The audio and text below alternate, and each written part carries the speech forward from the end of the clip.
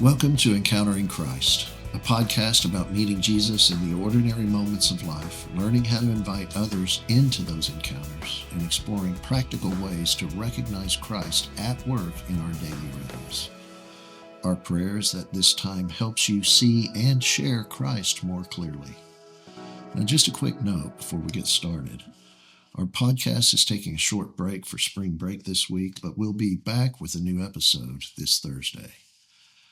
Today, we move to the second category of God's communicable traits. The first category had to do with God's being. The second category focuses on God's mental attributes. And it's important to note that we are making a distinction between God's being and God's mental capacities. Unlike many would claim in our world today, these are not the same thing. The soul is spiritual and invisible. While the capacities of the mind are invisible, they are not spiritual. My ability to think and my capacity to be or exist or even believe are two different things. With regards to God's mental attributes, we first center in on God's knowledge. And here is Grudem's definition. God fully knows himself and all things actual and possible in one simple and eternal act. Job 37:16 says God is perfect in knowledge. 1 John 3:20 proclaims that God knows everything. This is where we have inserted the word omniscient. God is all-knowing. There is nothing in all existence that God does not know. And that begins with himself. And just think about this. God fully knows himself. Now, this is more than I can fathom.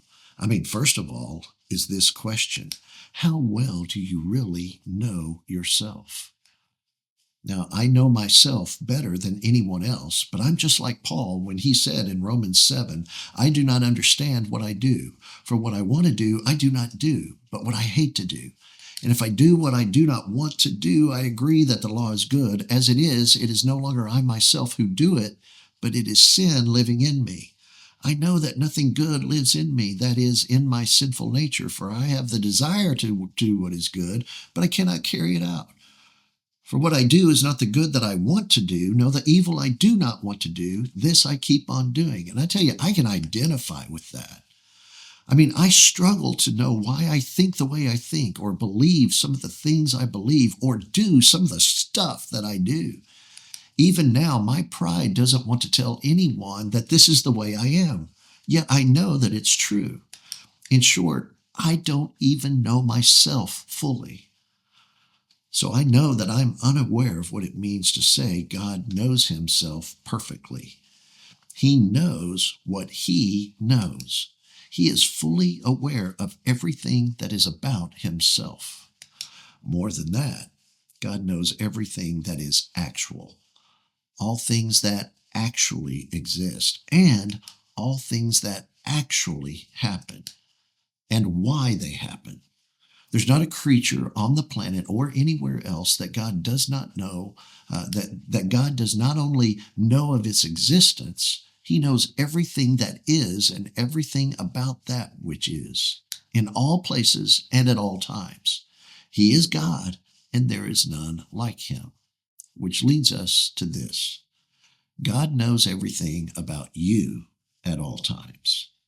It says this in Isaiah 46:9, remember the former things, those of long ago. I am God, and there is no other. I am God, and there is none like me. I make known the end from the beginning, from ancient times, what is still to come. I say, my purpose will stand, and I will do all that I please. God not only knows it all, he knows what to do with it, according to who he is. There's never a time when he has a question. There's never a thing that is hidden from him. And that means that means you and me. David reflected on this, saying, O Lord, you have searched me and know me. Not only does God know all things actual, he knows all things possible as well. There are times in Scripture when God communicates what will happen if we do not listen to him. God knows what would have happened if we had made a different choice. And with God, these are not mere predictions, as his knowledge is perfect. And his knowledge is perfect in all given scenarios. And when you think about it, it makes sense because God is Lord over it all. Since God fully knows himself, he already knows what he would do in any and every situation. But more than that, God instantly knows each one of us to the same degree. In addition to that, God knows all of creation in the same manner. His knowledge surrounds creation and knows that creation perfectly. He knows it while in motion and for eternity. For you and me, we might think all of this knowledge is hard. Just thinking through it all. And we might think in order to have that amount of knowledge, that would be what we would call hard. For the capacity of our brains and our minds only goes so far. For that reason, it is difficult for us to comprehend a being that can do all of that because we're trying to reason it through in a mind that is far from infinite. But here it is. Everything that we have discussed is easy for God.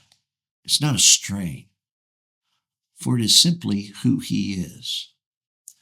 And when I'm faced with such knowledge, I am no longer intimidated by the philosophers of the world and the professors, the powerful or the political minds. There are many in the world who have more knowledge than do I. But every human, no matter how smart, is just like me.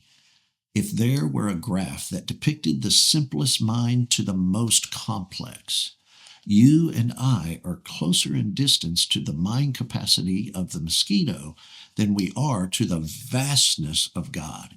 His knowledge is so far beyond ours, we cannot even fathom it. And so, asking you or me to understand the vastness of the knowledge of God would be infinitely greater than asking a mosquito to understand the mind of a human. For we are finite and God is infinite. And again, where does that leave you and me? Well, I tell you, it might be a good idea to take God's advice. For he truly knows what he's talking about, and he truly knows what is best. For God truly is all knowledge. Have a great day.